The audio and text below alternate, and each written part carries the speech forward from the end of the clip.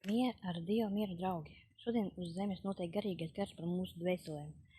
Vēlns iznīcina mūs kā cilvēkus, bet Dievs glābi.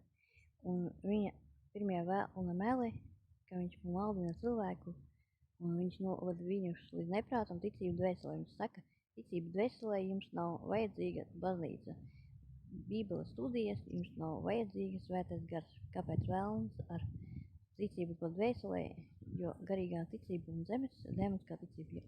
Un dēmoni tic un drep, bet paliek dēmoni un viņi dzīvo kā vēlni. Bet tic, ka Dievs teiks, tad dvēseles dēmoniskā ticība vedīs uz elli. Dievs gars, viņš vēlas, lai mēs viņu pielūgtu ticībā un garā pateicībā.